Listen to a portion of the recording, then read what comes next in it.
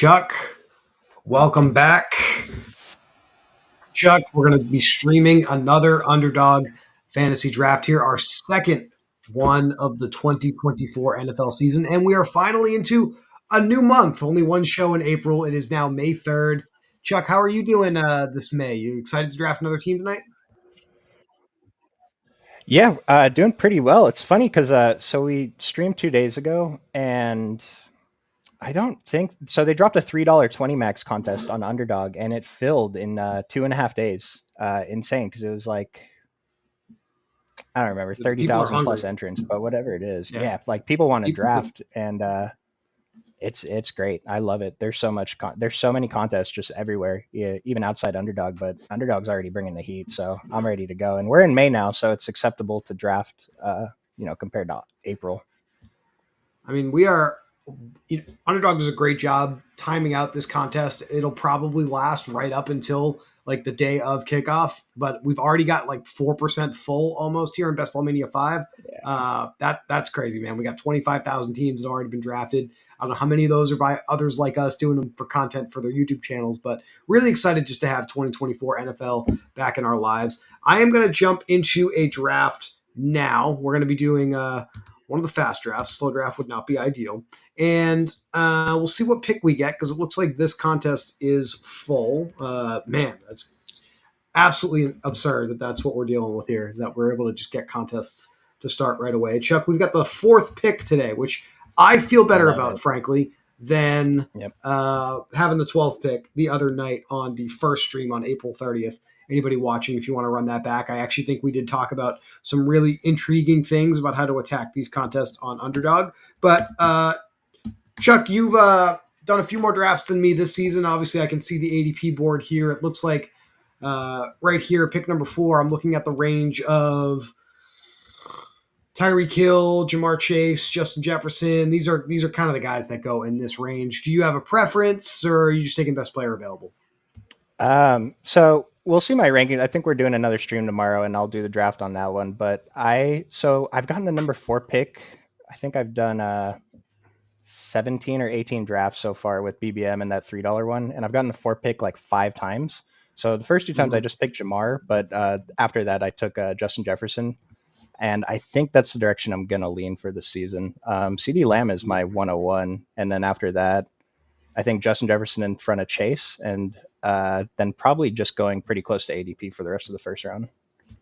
I'm getting absurd errors here. As you can see, it looks like I just got logged out while I'm on the clock. That's so bad. That's all right. Yeah, We better will. now than in one of the later rounds. So we're gonna end up with Tyreek Hill, and I'll try to get the draft back on the screen here for you while let's sort of figure that out. It was like popping the draft board window out, which obviously is not ideal. Is not what I wanted, and then it just kind of kicked me out. So that was pretty cool. I think we're back in business though. No, we're still doing the same fun jazz here. All right, I'll see if I can get this under control. We're having a hell of a time here. Um, I'm just curious if this board will update. Nope. This is the best stream we've done so far. This is fantastic. All right. Yeah, well, this is the first time Technical I've seen anything like this difficulties. happen. Yeah, this is kind of nuts. Um, so looking at the board, Justin Jefferson, Amon-Ra St. Brown came off after Tyreek. Yeah, we're gonna just be narrating this without anything on the screen. This is phenomenal content, isn't it? Chuck, in the second round, it looks like ADP is, let's see, I got the fourth pick. That means right around like pick 20. Devin Achan at running back, Kyron Williams at running back, Chris Olave, Debo Samuel, Nico Collins. Talk to me about round 2 and what your thoughts are when you get a stud receiver like Tyreek at the beginning there. How are you handling that? So I was telling you before the stream, I spent 4 hours in traffic in LA traffic today, and I was listening to Mm-hmm. some podcasts from some other content creators. And one of the things that I really was thinking about a lot on the drive was the second round, and that I think it's pretty clear that there's a large drop off from the first round to the second round. Like the top 12 guys, I'm cool taking all of them, but after that, it gets a little bit murky for me. And so I've even been taking like Mhm. Devonte Adams, Brandon Ayuk at pick 13, 14 sometimes. Not really taking Achan, but I'm not necessarily out on him at ADP. But I do prefer the receivers. But I think it just they're so close together. I don't think that there's any clear edges in that range right now. And I'm comfortable taking pretty much anyone. And I think it's actually better because then we're going to get some more unique combos. And then you brought up Kyron Williams, who I'm not drafting at all right now. I'm going to wait and see where his ADP settles, and I figure I can just load up later if I like the value because I'm still in on him. I think he's going a little high now. Are we back? Is this on the screen again? We're back. Okay. All right. That was a hell of a time. So we're still in the first round. I don't think anyone has been picking on time, Chuck. So I feel like potentially Underdog's website just had a little bit of an issue for everybody. It's There possible. is my Yeah. suspicion because these look like chalk picks too. So, but we once again we have the fourth pick back on the board at pick 21, and honestly, if we're going to see similar usage for Tyreek Hill on the Dolphins this year, Chuck, I'm more than okay snagging him at pick number 4. I agree with what you were saying. Sorry, I was just trying to make sure I could get the technical stuff back on here. CeeDee Lamb absolutely at the top of my board there in that wide receiver range at his workload in the Cowboys offense. I don't know how often we're going to see him slip outside of the top 2 picks here. So if I have the opportunity to grab him at 4, I'm going to do it. But behind him in my rankings, I'm extremely high on Tyreek. Amon Ra would be the other pick I really like in this range, Mhm. but I'm just kind of going with ADP right now. I'm happy to get a share of Tyreek Hill in the Dolphins offense. Yeah, I think that I'd like to be over on Justin Jefferson and Amon-Ra, and so I think that's going to lead to being a little bit under on Chase, which I'm okay Mm-hmm. with if that ends up being the case. I believe the ceiling is there, but I don't know. It's his fourth going into his fourth year in the NFL. It's I don't know. He just feels kind of overvalued, and like Amon-Ra maybe doesn't have the ceiling, but we know that he has like probably the safest floor at wide receiver. Brandon Ayuk at pick 17. Garrett Wilson already went. I'm just making sure that I stay up to date here as we talk through things. Yeah, I see. Just looking at the ADP, I pulled a fresh copy for my off-screen sheet I work off of here. Kyron, Devonte Adams. That's really got Devon Chan, Debo, Nico Collins, DJ Moore, Stephon Diggs. That's kind of the players that go in this range. Tight ends, this is the biggest difference I would say that I've noticed so far between this year and last year. We had Travis Kelce going in the first round. The tight ends don't really start going into the third round, but then there's a run of them. There's like 4 or 5 of them that all go in this range. So that's going to be something new to get adjusted to and used to as we move through the draft season here. Talked a little bit about how I think all of these Texans collectively are overpriced at this point, Chuck. So I Hmm. love Nico Collins, but I'm not sure I love him here, if that makes sense. I am going to try for a little bit of a hero RB thing here, and I'm going to go with Kyron. Obviously, I have a chance sitting here, but I'm a little skeptical the way that Mike McDaniel uses running backs in this offense. That Achan's going to pay off this ceiling ADP. He's not going to average 7.8 yards per carry for an entire season in 2024. I feel pretty comfortable saying that. So I just feel like the second round ranking for Achan is a little ridiculous. I will say, so Pat Curran talks about HN like a lot compared to the other Mm-hmm. players, and one of the arguments is that he's probably going to miss ADP for the regular season scoring, but he's a guy that you're probably, assuming he's healthy, you're probably absolutely thrilled to have him in Week 17, especially if it's a lower advance rate, given that he doesn't, perform at ADP whatever for the regular season. And so it's just a question of how much is that possible Week 17 ceiling game worth in terms of giving up regular season value. Yeah, I wonder what does that backfield look like with Mostert, with Jalen Wright, who they just drafted, with Jeff Mhm. Wilson if he makes it through cuts. Because I agree, obviously we'd be thrilled to get a low advance rate Achan with his ceiling in the playoff weeks in Week 17 if we get there. But even if we get there, there's not necessarily any guarantee he's going to be the guy getting the touches at that point, right? Exactly. So Yeah, that's why exactly. I'm Yeah. kind of worried about this. So whereas with the Rams, I just feel like even though this is a steep sticker shock price here for Kyron, if it matches the volume he was seeing last year, Chuck, we're not going to regret taking him in round number 2. Excuse me. Achan was getting there on efficiency last year. Kyron was getting there on both efficiency and volume, and I'll take volume at this position any day of the week. Yeah, and if I mean, even if he, so let's say he loses what, like every third drive, maybe, Mm-hmm. he's still going to be a good value if he falls even a little bit more, and I'm still fine taking him here. And then I like what the first pick guy did, taking Sam Laporta. Like I've been taking Sam Laporta basically in this range in the third round almost every single time. Like you mentioned, the tight ends are way down. Like the top 2 tight ends are being drafted way later than they were last year. Third is about the same, and after that, they're all going a little bit sooner than they were last year, actually. So I think that just means that the value at the top end of tight end is just it's super valuable. Sam Laporta, Travis Kelce, if you believe in him, versus other guys being all kind of bunched up at maybe they're good values, but we're not as sure. Relative to Travis Kelce, as we're back on the clock here, I don't. I get it. He's another year older, and that's always a concern at that position. But who else does Patrick Mahomes trust to throw to? I don't. I think it's going to take Xavier Worthy some time to grow into the role. Yep. Yep. I definitely. It's a little easier to stack Mahomes and Kelce right now, which is obviously extremely good. I'm going to go with the ability to double stack Tua Tagovailoa here, and I'm going to take Jalen Waddle. I know we got some news from the Dolphins today that they intend to sign Odell. I don't think it's actually official just yet, but I don't think that's going to have a tremendous impact on these two guys at the top of the depth chart. Chuck, Odell is getting a little long on the tooth himself. Odell's going to be a pure zero for me this year. Okay, all right, I No like it. matter I'm where not he taking ends any up. Odell Beckham. Got it. Now, It's do you like, still you still like these two guys though? I mean, obviously, I'm invested in them here. The Hill and Waddle. I mean, we saw what this offense looked like before basically the winter hit, which would be the problem, I suppose, in the playoff slate if we get there. But feels like it'll be a little easier to get Hill and Waddle together this year if this is where Waddle's ADP is going to be, Chuck. Because if you recall last year, Tyreek was going in pretty much the exact same spot, but Waddle was going a little earlier in like the early part of the second round, so it was pretty hard to get these guys together by the time the draft season ended last August.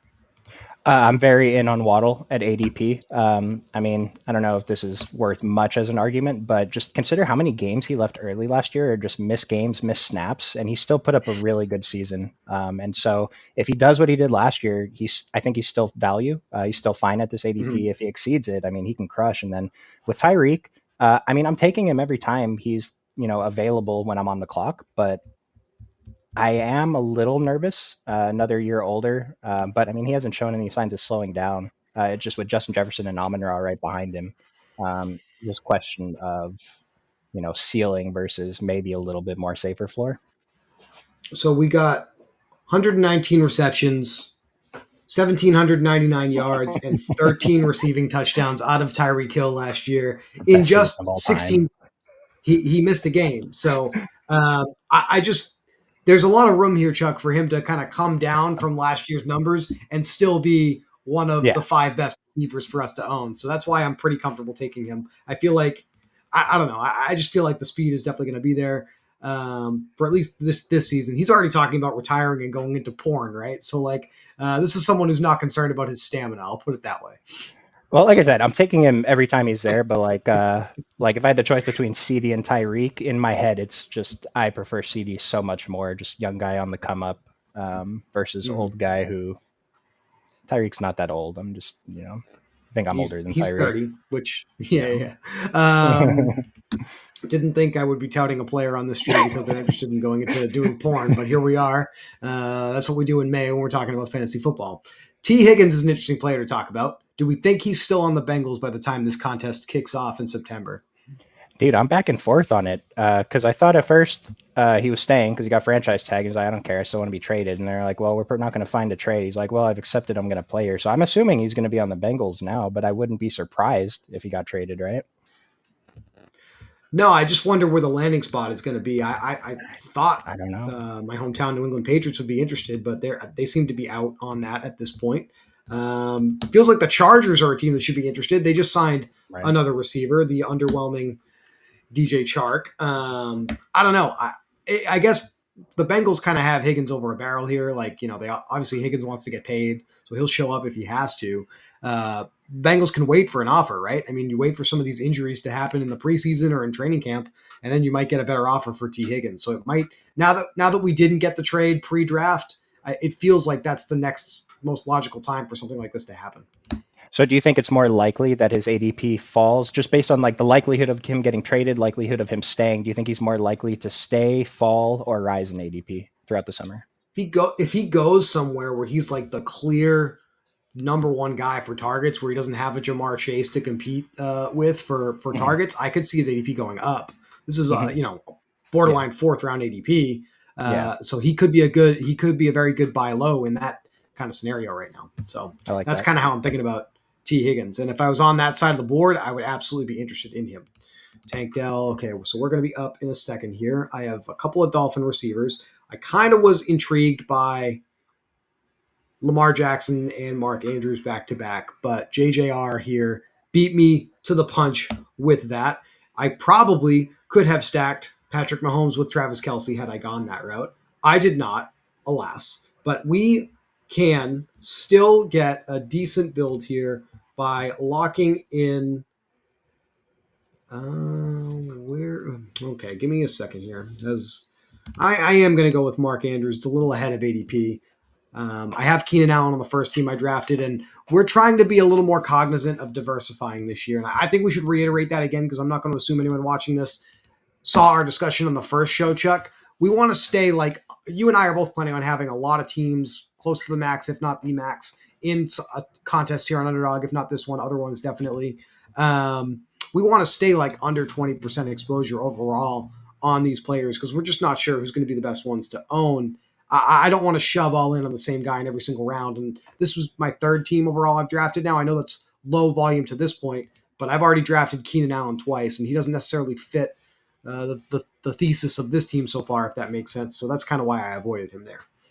Well, a lot to do with like, especially when it's only a few drafts.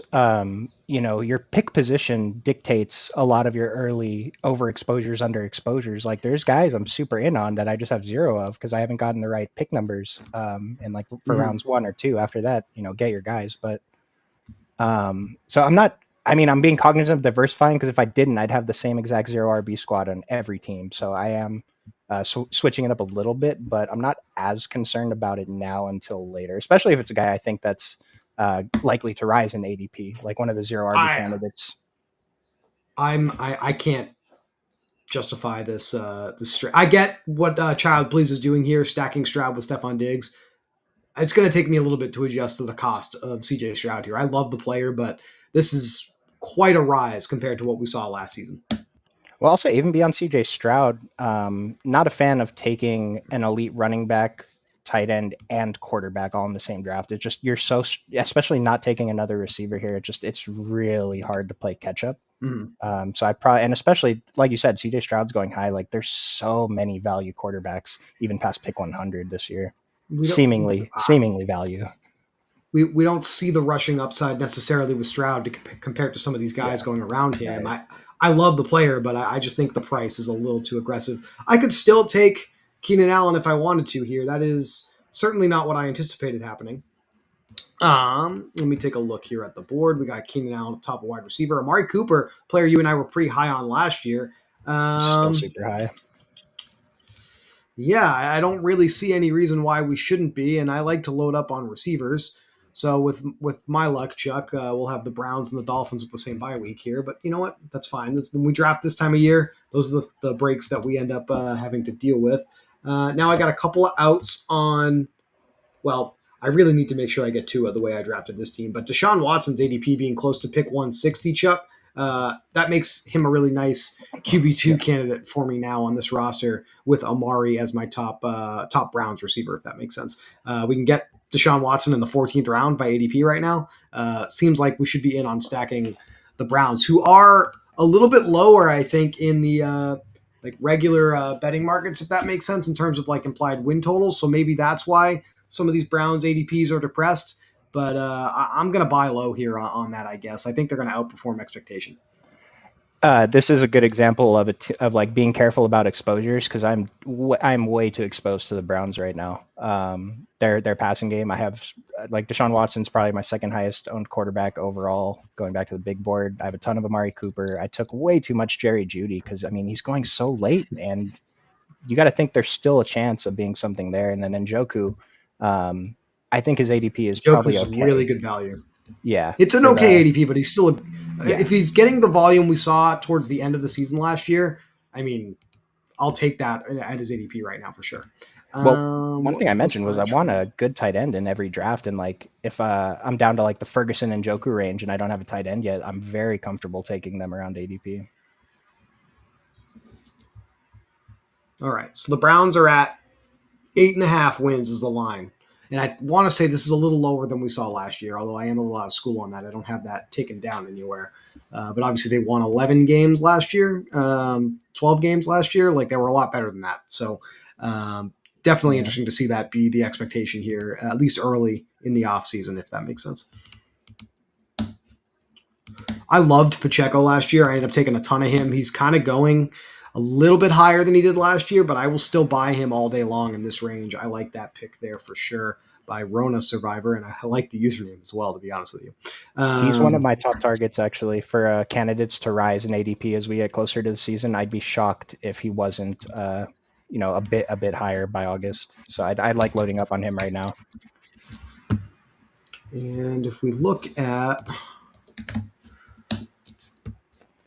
let's see here, I'm just confirming something I was thinking. A little bit more volume last season than in 2022 when he was a rookie, but only 7 rushing touchdowns. Like, it does feel like there's room for some regression there in a good way for Isaiah Pacheco as well. Obviously, with Mahomes scoring a lot through the air, that's going to obviously be something to be concerned with Pacheco. But it just feels like he probably underperformed in the touchdown department a little bit on the ground last season.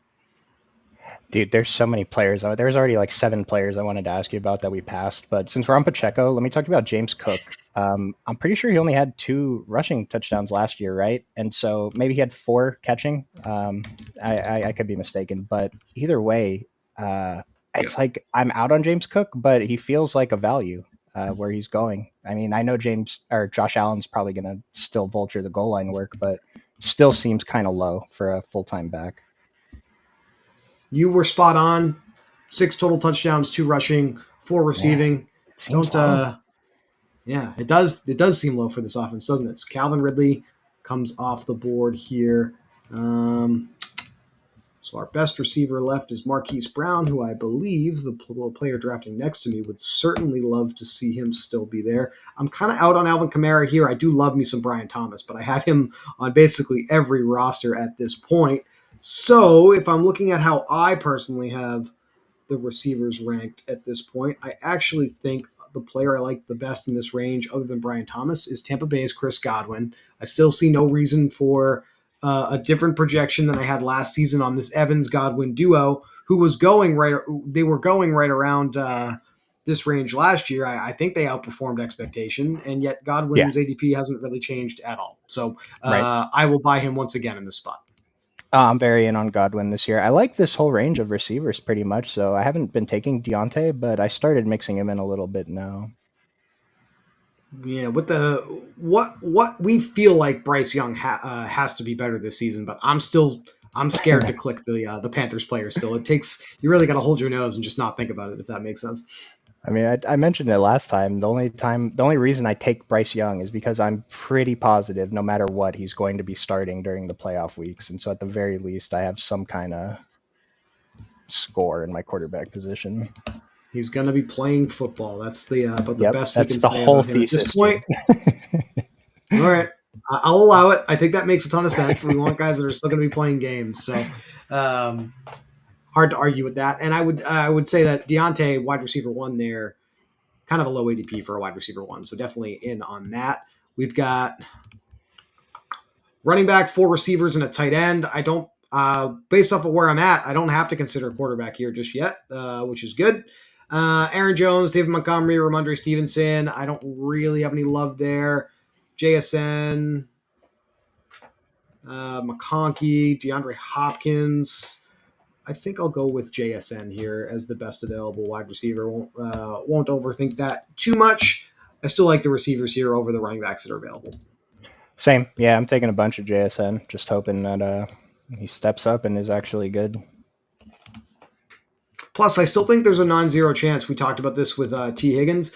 Feels like the Seahawks might shed some salary and get a receiver out of there, depending on what someone is offering for Metcalf or Lockett. I mean, what's the ceiling of this roster with Geno Smith under center, right? Like, I think they've kind of already hit it. I think they may realize that, and they may need to jettison some of these pieces and look towards a rebuild. So before they start to depreciate in value even further, especially Lockett, who I think is getting a little old by NFL wide receiver standards as well. So JSN Yep. would stand to benefit from the biggest role change there if one of those guys ends up leading the team, I think, too. Yeah, huge candidate for a rise in ADP. I mean, these are the guys that typically see the biggest ADP jumps, year one to year two receivers. Even though his situation isn't the best, it just this is not enough. And another guy in this range, Christian Watson. Are you interested in him this year? The Packers felt like they diversified within their own team the players they were investing in a little bit better than I expected at the end of last year. We saw players like Jaden Reed, Dontavian Wicks, even Bo Melton to a certain degree come on pretty strong for the Packers at the Yeah. end of last season. Obviously, Watson was hurt, so that played a big role there. But that's really what I'm concerned about with Christian Watson. I don't know what kind of volume we're going to be getting because there's a lot of quality wide receivers on the Packers now. And so I feel like I would rather invest in some of those cheaper guys, especially a guy like Bo Melton, who I think has a chance to potentially be a top three receiver for the Packers and have some good closing line value as we talk about. So maybe that's a little bit of a in the weeds take for an early May best ball draft, but I do feel like the Packers have a wide range of outcomes at that position this season. Oh, they definitely do. And I'm drafting a decent amount of Jaden Reed near ADP, and then I'm pretty much taking pieces of the whole offense, though. Like Tucker Kraft is one of my favorite super late tight ends. And Mm-hmm. I don't know, with Christian Watson, it's just the spike game potential is greater than most of the wide receivers going around or Mm-hmm. after him. And so for that alone, and like you said, you don't love the running backs in this range. I don't either. We can get two solid starters in the rounds after. So I've been taking some shots on Christian Watson just for the spike week potential. I think he's being a little bit undervalued. But you've made the case to me that I should be considering him more when I'm on the clock in this range successfully. So I will definitely be doing that as Moonman pairs Jaden Reed with Jordan Love here at the end It's a of the good one. draft board here. Relative to other receivers going in this range, right after Christian Watson, we have, as Adonai Mitchell, another rookie, comes off, Keon Coleman and Curtis Samuel of the Buffalo Bills right here. A little bit later on, we have Khalil Shakir. I believe the Bills just signed former Detroit Lion Quintez Cephas. There's a lot going on with the Bills at pass catcher, and I guess what I'm saying is, as a community here, we haven't necessarily reached a consensus on which of these pass catchers is going to be the best one to invest in. They just signed Chase Claypool too. I saw that come across the news ticker as Yeah. well. So there's a lot of upside with these guys, but obviously we got to make sure we're picking the right one, right? So that's the issue. Dude, if Keon Coleman is anywhere near as good as he is funny, like all the clips I've seen on him, it's just how is this guy not going to just come in and dominate the league? And so, Yeah. Caleb coming off, DeAndre Swift coming off. We will at some point do a deep dive on this Bears upgrade because I'm really like when I plotted out my projections and just kind of read all the names. Obviously, everybody can do that part of it. I was like, wow, I don't think we've seen this much talent on a Bears team in quite a long time. But that's neither here nor there while we're on the clock. Christian Watson is still here, as is Curtis Samuel. Chuck, I will allow you to talk me into Christian Watson here, especially behind ADP here, which is definitely something worth paying attention to. yeah, love that. And Curtis Samuel, I think I've only taken him when I have Josh Allen. It feels so expensive for him. He could drop a bit, especially once we get into training camp when Keon Coleman's the wide receiver one. So I mean, he Jalen already is, I Warren guess, according to on, ADP. yeah. And there's another interesting one: Jalen Warren versus Najee Harris. I think I'm taking more Najee, but I'm mostly mixing it up between the two. Yeah, I don't really have a strong preference. I think in general, if I wasn't considering ADP, probably Jalen Warren, but you got to like Yeah, Najee's roll near the goal line, which I think is still pretty safe. Although this is Arthur Smith, so now maybe the RB2 is actually more interesting. So maybe we should be in on Warren. But again, neither here nor there. We are almost up again and working on a true hero RB build here with Kyron as my only running back so far. Pick 100, Chuck. This is a little ahead of ADP, but I need to do it with both Hill and Waddle on the roster. I'm taking Tua two. Tagovailoa. Yep, let's do it. ADP won't matter in October. In week 17. Yeah. Yeah, Man, I yeah. can't wait until the schedule drops and we can talk about those matchups ad nauseum for the rest of the summer. That's going to Right. be fun. And And NFL schedule release. I think we do have an expectation of when that's going to happen.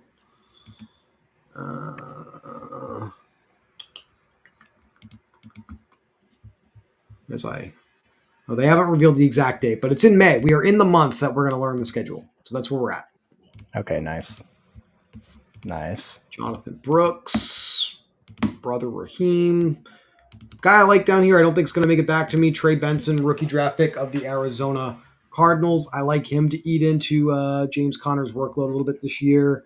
Just talking through some of the options I'll be considering. The other contest members here potentially watching the show, if they are, you know what, I'm going to be tipping my picks a little bit here. I think Devin Singletary is a player that we want to buy here in Yep, round 10, yep. Chuck, as the clear starting running back for the New York Giants. Although I will say, a rookie that we talked about last year didn't really have a ton of work at the NFL level. The Athletics' Dan Duggan reported today that he thinks there's a pretty good chance Eric Gray in this Giants backfield could earn some touches in the Okay, offense this season, which other than Devin Singletary, like I'm going to make the case both ways here, there's just not really anybody exciting in this Giants backfield, which I guess means all of those touches are completely wide open for competition and for somebody to earn. So, in addition to being interested in a likely RB1 here in the middle of the draft board, Chuck, we can take a lot of shots on backup Giants running backs at the end of the draft and have a really good chance at that Kyron Williams-esque asymmetric upside this season. That's kind of something I started thinking about this afternoon. oh, I like that. I think you actually gave me the idea for the possible early Kyron, Evan Hull. We can talk about him later, but got hurt on like his first series ever played. Yeah, that was One extremely disappointing last year. So Zach Moss and Singletary are two of my biggest targets. Once I get past pick 100, I mean, Zach Moss's ADP's already risen over a round. Singletary's, I feel like it should, but maybe his won't because of his name. But those guys, Mm-hmm. I'm targeting very heavily in this range. I think they're just so strong, especially when we're going zero RB, hero RB builds. And obviously, Graham Barfield here, a fantasy analyst himself, agrees with you, making sure he gets Zach Moss pick 98 here. Definitely was a Yeah. good idea by him. We got a few viewers in there. If you have any questions or want to talk about anything or have any opinions, throw it in the chat. We're happy to hear from you guys. I know I see Jewish McCaffrey in our draft. I don't know if he'd be watching this, but we're friends on Twitter, so maybe he journeyed in here. He's just listening to you so he can snipe your picks for Yeah, it's picks gonna make before me you tilt a little go. bit and then enjoy me Yeah. me freaking out. Yeah, so R.I.P. No chance I'm getting Devin Singletary here. Congratulations, Jewis McCaffrey, on the Devin Singletary selection. I should have said absolutely nothing. It's okay. I, You can I sweat the clock on me. I know what you're gonna do. It's fine. It is what it is. I've already moved on with my life. It's fine. I I'm understand not him to be a upset. pretty I'm sharp guy fine. too. Yeah, yeah. No, you're No, it's safe. all You're good. safe. He's We gonna take a are we receiver. are we are the sickos who are drafting in May. So there's going to be more of these red badges, regular badges, sharp analysts in here than the casual drafters, which I guess is something we should talk about. Once again, we're only drafting now because well we can, and it's still a novelty, and we enjoy that. But we want to make sure we put out there the things that we're thinking about the 2024 season for those of you who want to hear that from us. But we want to get information about how the market is valuing these players and this is really the best way to do it. By the time that regular fantasy draft season comes along in July and August, and all of the quote unquote casual drafters are in here drafting alongside of us, Chuck, all the reps that we're putting in now, that's when they're going to pay off because we're going to be able to outdraft them and outmaneuver them depending on what they do around us. So I'm fine with taking my licks here a little bit while we figure that out. Yeah, and we're not drafting that many this early. Like I want to have like 100 drafts to do in August for BBM. We'll see if I even have 50 done before then. It's mostly just going to be on the stream. Cheap Poppy has to be on this stream. Mm. That's all right. Worse things have happened to better people for sure. How about Austin Eckler, Brian Robinson in this range? Washington talking about running the rock a little bit, trying to protect their rookie quarterback. It feels like in this range, this is the player we were taking in the first round last year, Chuck, and I can get him down here. I know obviously the situation has changed and everything, but I'll take Austin Eckler's upside here in round 10. That's fine with me. This came up last time. I told you I'm super heavy on Brian Robinson and not as much Eckler, but I'll try to even that out a little bit. I still want to be heavier on Robinson, though. Tyjae Spears was a good buy here. I don't mind that. This is definitely the hero / zero RB range to beef it out a little bit.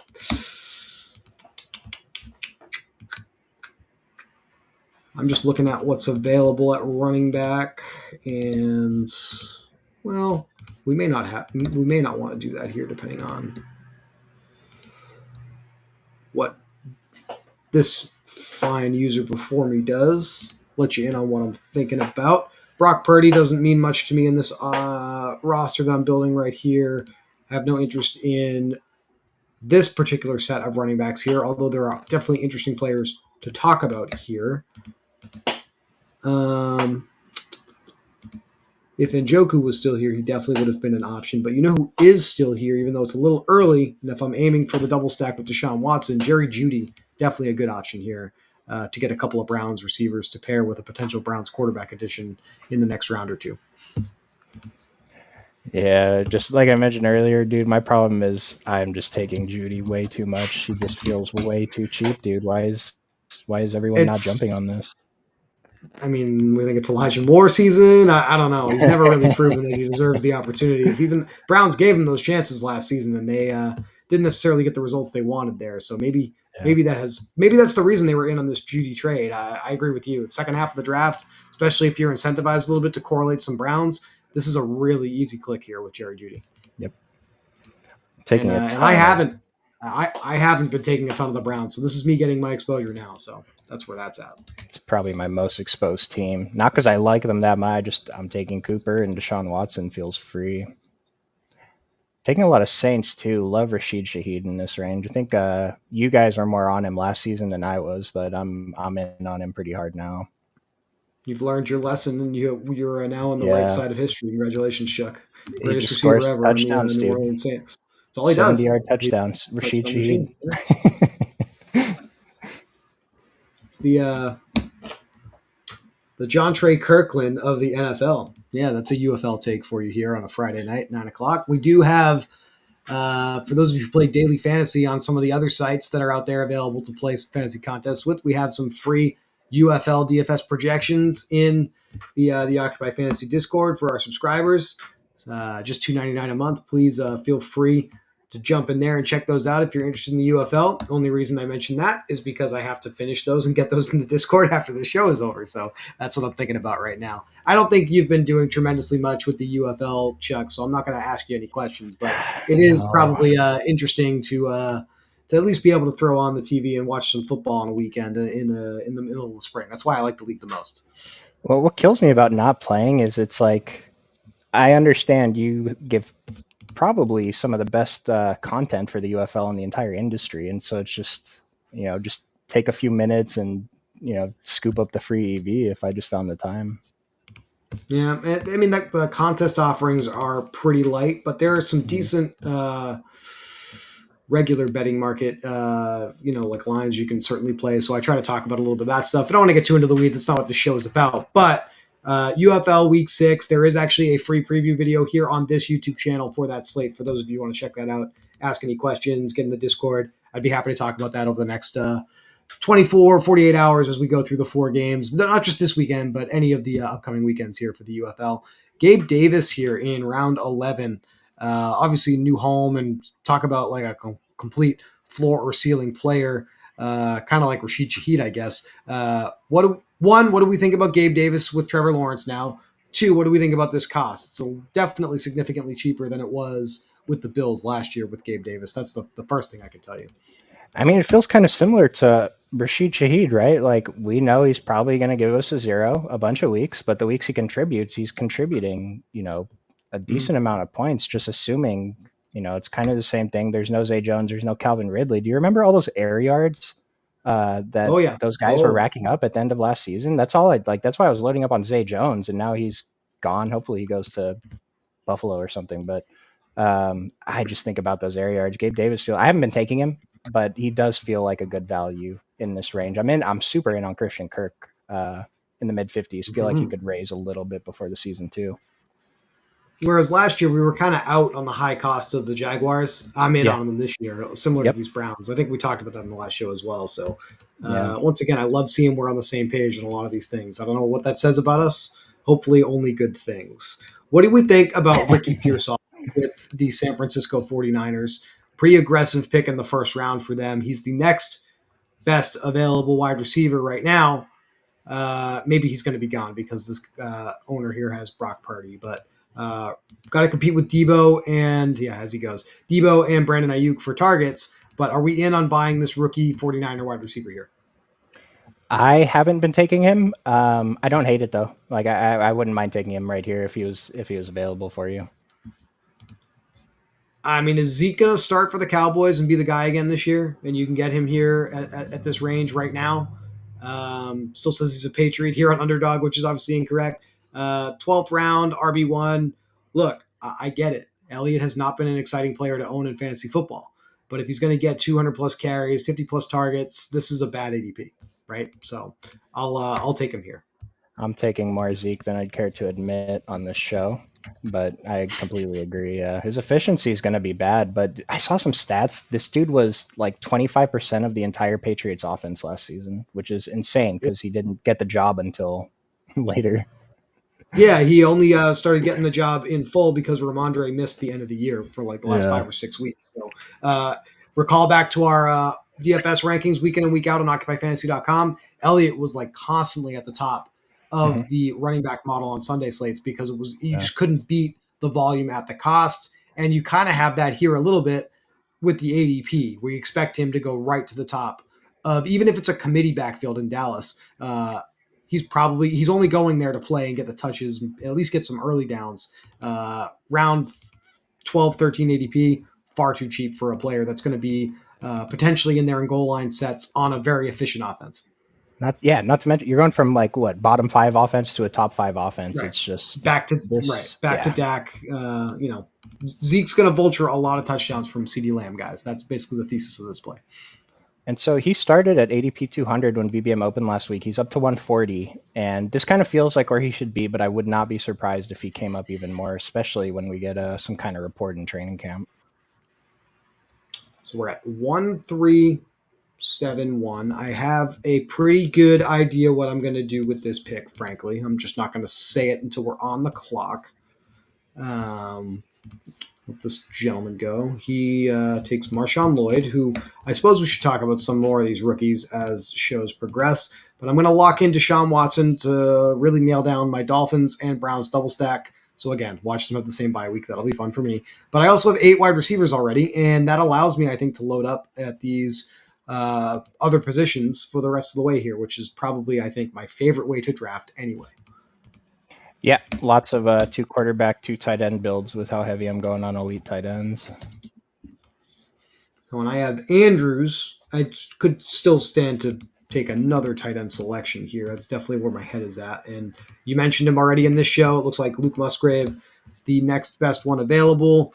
ADP making it back to me might be a little optimistic, but I don't think I responded to you while you were talking about that. Oh, I tend to Kraft. agree Kraft that was the he's guy I'm interested in at ah, ADP 210. all right. Yeah, Thank you for correcting me. Even cheaper than Luke Musgrave. Pick 210 last round of the draft. Maybe that's somebody we can consider here. I'll allow you to influence me a little bit. Straight up by ADP, Kate Otten with the Tampa Bay Buccaneers. Definitely feels like he's a little too cheap in this range. Well, we were just talking about Ezekiel Elliott's old team. Hunter Henry down here might be a focal point of the Patriots passing attack. That's probably a good target in this range as well. He was one of my like highest drafted tight ends last season, and I cannot remember taking him a single time this year. And I'm not necessarily out. I don't know. I'm taking Tyler Conklin like every time. I thought he was, if he does what he did last year, this year I'm happy with him at ADP, and this time he has Aaron Rodgers. But So we've got Drake May, next highest ADP quarterback on the board here. Again, I want to emphasize we're in round 13. We have Antonio Gibson. He goes round pick 170, which is a couple rounds from where we are on the board here. We have Demario Douglas. We saw the volume he was getting in this offense last year. Wide receiver one volume last year. You get him at a really cheap cost. Pick 180 here. Javon Baker, day 3 pick, who has had the most, other than Keon Coleman, the most electric and exciting quotes from a player talking about their upcoming NFL career. Like there ain't no way 10 guys are better than me at the wide receiver position. Mm-hmm. He looks like he's ready to absolutely light the world on fire. And the reason we got on this subject, I was talking about Hunter Henry. We can stack the entire Patriots offense still. That's the point I'm trying to make here at this point. Kendrick Bourne is still down here, and we only have 5 rounds left to go in the draft. This should be, I think, Chuck, an offense we want to target in this range when we're looking for some secondary stacks.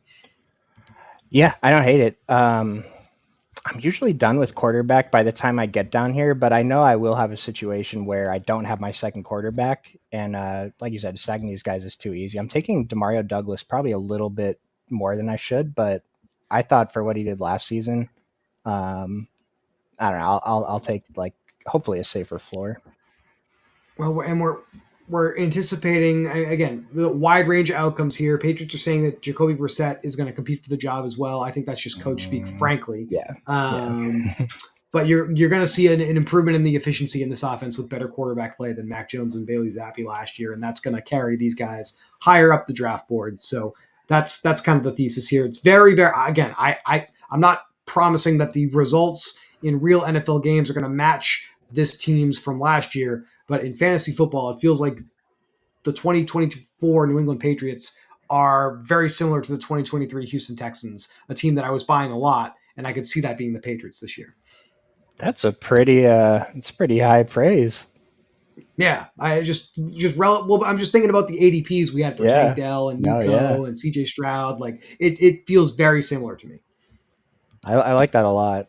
Yeah, I'm gonna have to mix that in instead of my Bryce Young, whatever receiver he had last year stacks.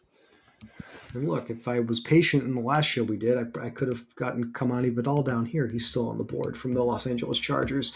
Again, loading up on ambiguous backfields down here. Yep. We're looking for that asymmetric upside. Talked about Antonio Gibson. He's a guy I like down here as running backs start to come off the board. J.K. Dobbins, even though I'm skeptical about his ability to stay healthy and recover fully from the injury he suffered, hard to argue with this cheap cost for him here.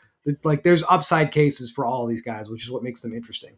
And we only need 2 of them to be hitting 12, 13 plus fantasy points for them to really matter in our lineups anyway. So there's really not a ton of risk to these running backs down here either. Yep. Yeah. My problem is just taking the same ones over and over again. That is the rub, isn't it? All right. Troy Franklin comes off at wide receiver. I want to see where we're at. Roman Wilson, next highest by ADP.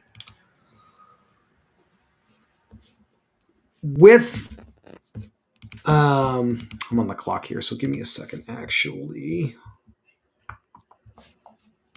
Don't want to have a repeat of I'm going to go with Gibson.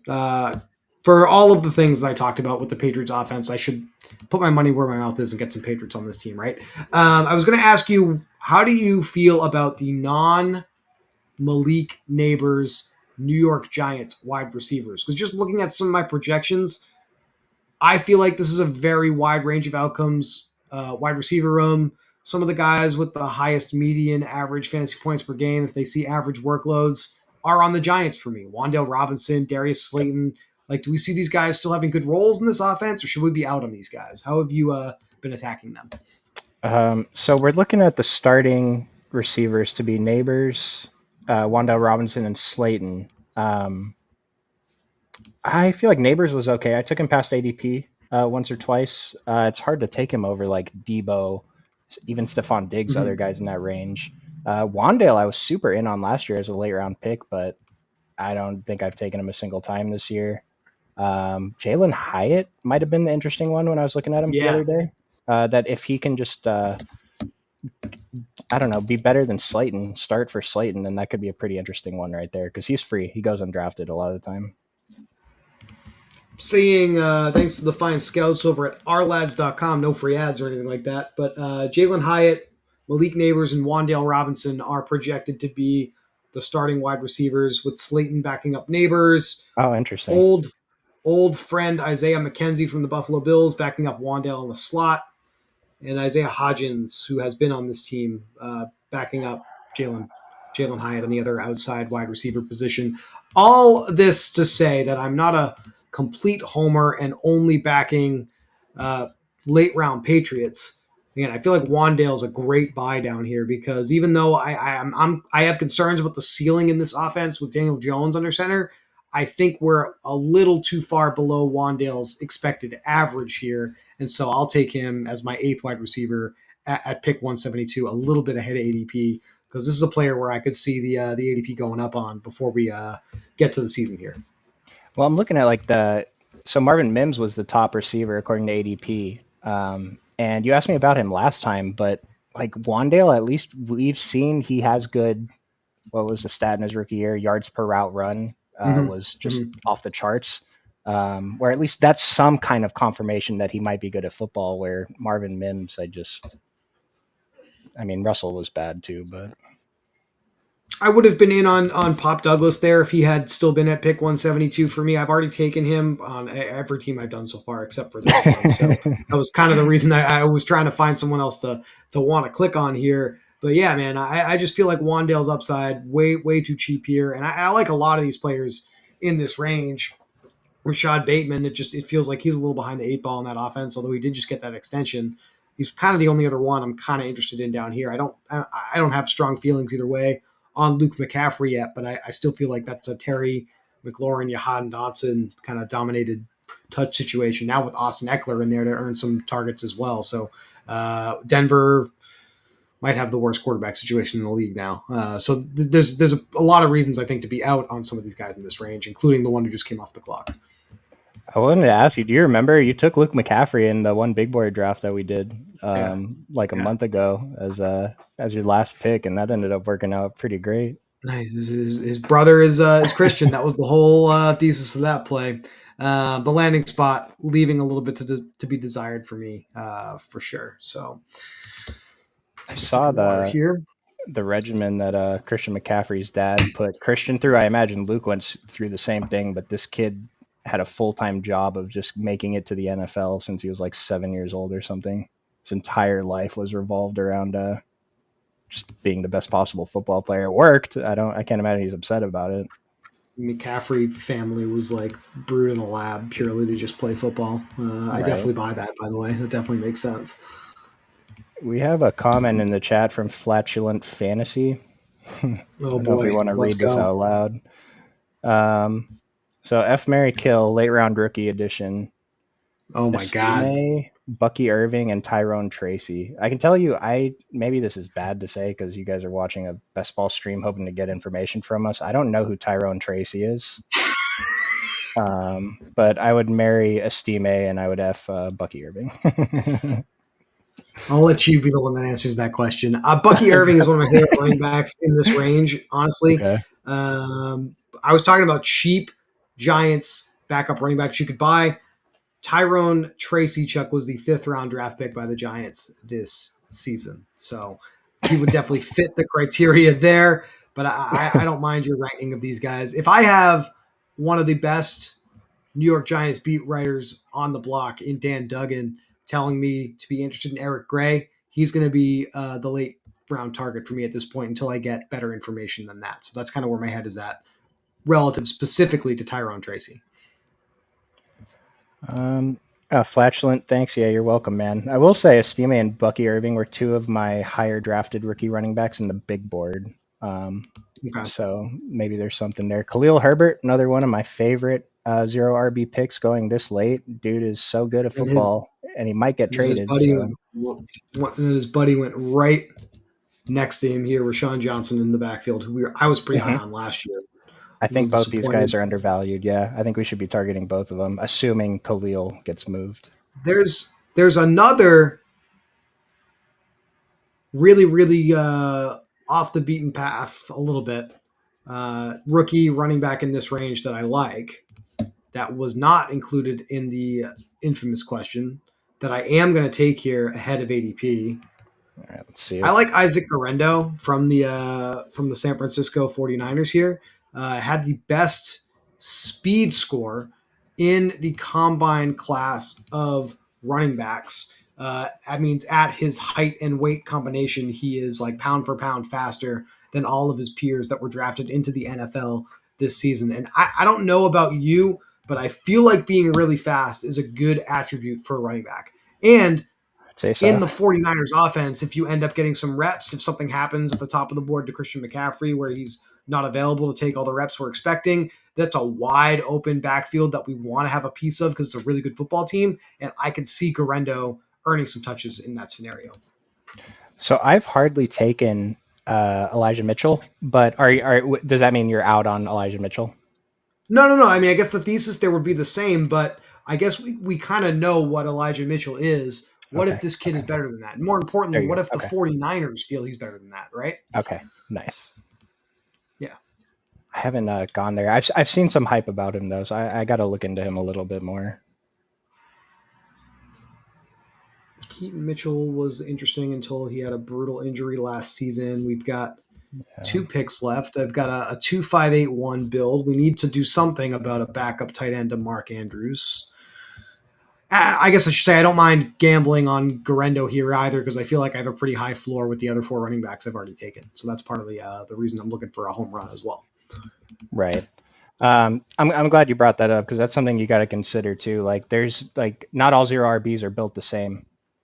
You got to make sure you have some kind of possible starter at the beginning of the season if your running back room is weak. So where are we at on tight end? Our boy Chig at the top of the board here. How about Mike Gesicki when the Bengals offense? Be really interesting to get a cheap piece of Joe Burrow's offense down here, right? So why don't we do Yeah, that? I'll give him a shot. I'm drafting this guy way too much, dude. Gesicki, he just feels like such a screaming value. So I'll take him. I was buying him last year when he was on a worse team with a worse quarterback. So why wouldn't I buy him now at the same cost? Yeah, right. No, he's That's pretty much all you need to know about it, I guess. The Mike Gesicki decision here in round 17. Not exactly a high stakes take at this point in the draft, but I think he's a pretty good spot here. I could double down. I could go with a third tight end if I'm not thrilled with the options here because I do think this team is pretty solid at the other positions. But we'll see who the best player available is going to be. That's kind of what I'm thinking right here, Chuck. I think I want another tight end to close it out. I've done this a few times in the eighth round or in the 18th round where I'm indifferent between a lot, like an eighth or ninth receiver or a third tight end, and a lot of the times I'm taking a third tight end because there's still a few guys I like. And let me know your opinion on this guy, but Zach Ertz. With the Commanders, Yeah. oh man, I think I'm out. That's my Okay. initial gut reaction. So Yeah. I'll just say I feel like I'm out on Zach Ertz. I like the rookie Ben Sinnott a lot there. I think there's only a couple Okay. guys who've been there for a Okay. while that just we know what Zach Ertz is, great player, and obviously they're probably going to give him a chance to win the job. I just don't know how long he holds it.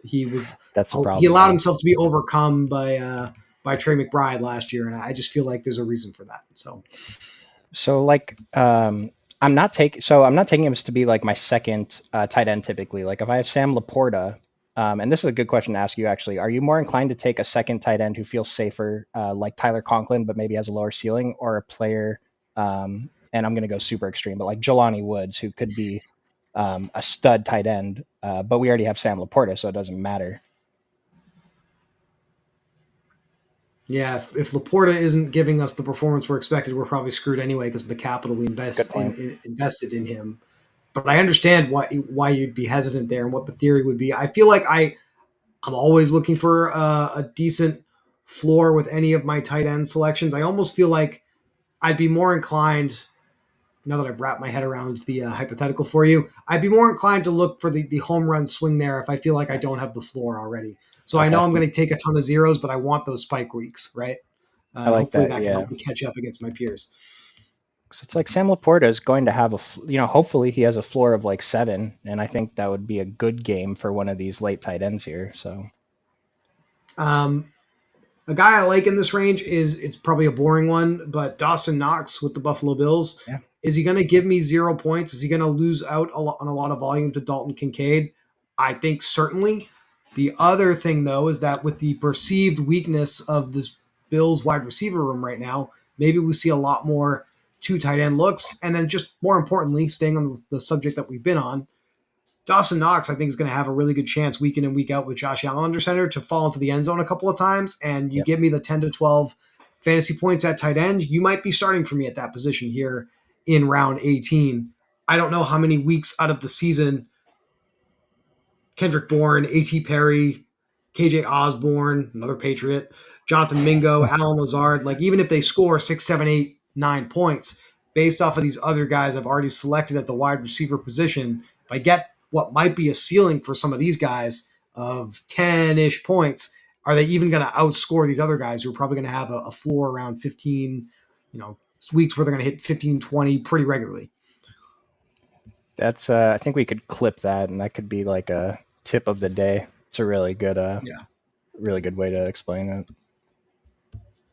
So I was on a roll there, and I didn't actually accidentally auto draft a fourth quarterback. I feel great.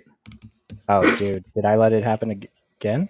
No, you didn't. I feel like that Oh, dude, not I picking was back like, to no, back you. is so much better. No, I didn't do. No, I just faked you out. No, I'm Woo! feeling a little bit better about this experience than the other night. For those who watched Good, both shows, that was good. I was referring to my own incompetence a little bit here.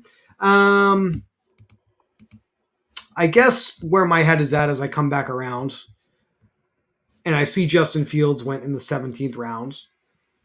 What are your thoughts about the Steelers quarterback situation here? Are you touching either one of these guys at all? What are you thinking about it?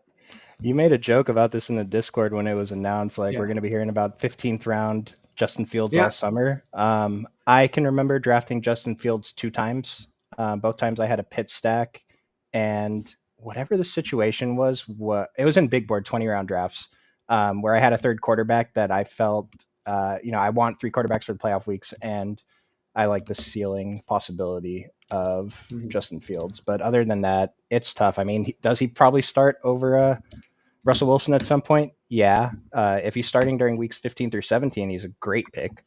And And that is the point I think I wanted to get to. I think even if Russell Wilson gets the job out of the gate out of respect for his veteran status and what he's been in the NFL and what Pittsburgh had to do to get him to join the team, I feel like Fields is far more likely to be starting by the end of the season. I don't know how good the Steelers team is going to be. I'd rather see what I have in Justin Fields and evaluate whether or not I want to give him another contract or not, because I feel like his ceiling, if I'm talking as if I'm the Steelers, has got yeah, to be far higher than Russell Wilson's at this point, right? So, end of the yeah, draft here, a couple of high upside receivers, Devontae Walker, athletic freak. I did want to talk about this tonight. That's why I went back to this. I know Graham is a very sharp analyst, so I'm not surprised to see this pick here made basically for free. Uh, Ravens media has come out and said that they've basically learned, those in the media beat, I should say, this is a pick Lamar Jackson wanted. He wanted the Ravens GM to go out and get a big bodied outside wide receiver. So I'm not planting the flag and saying that Devontae Walker is the 2024 Tank Dell, but that's the point I made all last year, where I was saying we want to be in on Tank Dell because that's a wide receiver that the quarterback, CJ Stroud, basically demanded, pleaded with his management to go out and get him. Well, now we have Lamar Jackson doing the same thing. So Walker's probably a player we want to click on down here, Chuck.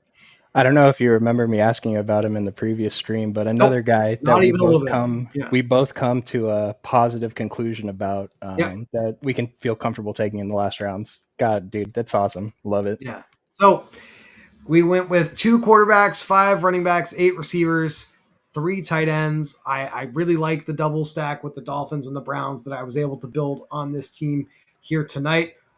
Not sure exactly what time yet, folks. For those of you watching or running this back on stream, we appreciate you all, of course. But we will be streaming again tomorrow. Chuck will be drafting. I will be picking his brain a little bit more while he does that. And we look forward to seeing all of you guys for that. Chuck, I can't let everybody out of here without mentioning that if you want to start drafting here on Underdog Fantasy, there is no better time than now to get started with all of these contests that have dropped. New users can use our promo code on the screen below, Occupy2, to match your first deposit up to $100 for a 100% match. I believe is still the promo we have going. That's a pretty good deal, Chuck. Yeah, for free BBMs, or you can throw them in some smaller contests. I'm sure they'll be dropping small contests all summer, and so we can talk more about the time box of that tomorrow. I have a few. I have like a whole list Absolutely. of questions to ask you, so I'm excited to get into it Yeah. again. Very good. All right, Chuck, I will talk to you tomorrow. Have a good rest of your day. And for those of you watching, we'll talk to you tomorrow.